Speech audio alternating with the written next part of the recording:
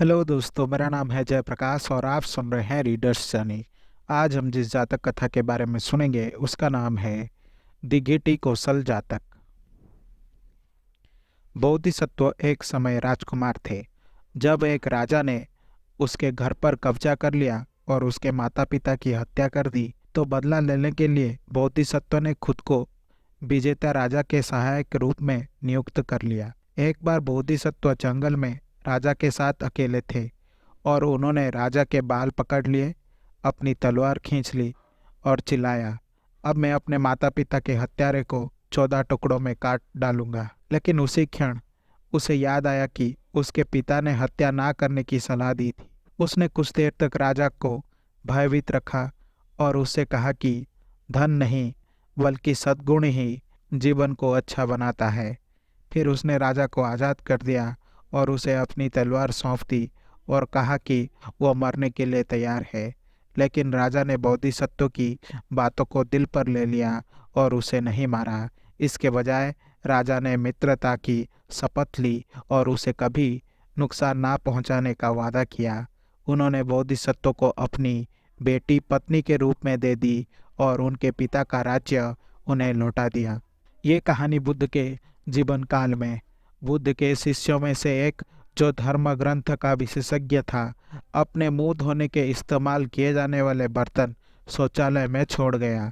जब उनके सहपाठी, जो मठ के नियमों के विशेषज्ञ थे, ने देखा कि इसमें अतिरिक्त पानी है, तो उन्होंने पहले शिष्य को बताया कि उन्होंने गलत किया है।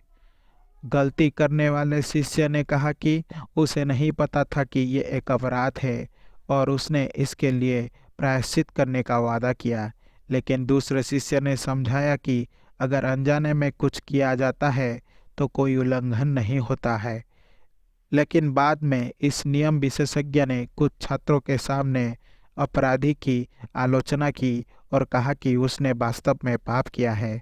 जब अपराधी ने पापी कहे जाने के बाद में सुना तो वो क्रोधित हो गया और उसने अपने पर आरोप लगाने वाले को झूठा कहा।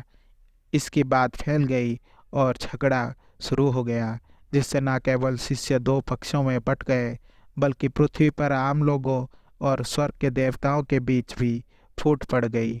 नियम विशेषज्ञ शिष्य ने दूसरे को बहिष्कृत कर दिया था, लेकिन अपमानजनक शिष्य के समर्थकों ने इसे अस्वीकार कर दिया। आखिरकार बुद्ध ने इस विवाद के बारे में सुना और इसे सुलझाने के लिए खुद आगे बढ़े। उन्होंने दोनों पक्षों को बहस के प्रत्येक पक्ष से बारी बारी एक साथ बैठने के लिए कहा और उनसे कहा कि झगड़ा बंद करना होगा। फिर उसने उन्हें ये कहानी एक उदाहरण के रूप में सुनाई कि कैसे अतीत में अपने माता पिता की सलाह का पालन करने से सामंजस्यपूर्ण परिणाम प्राप्त हुआ।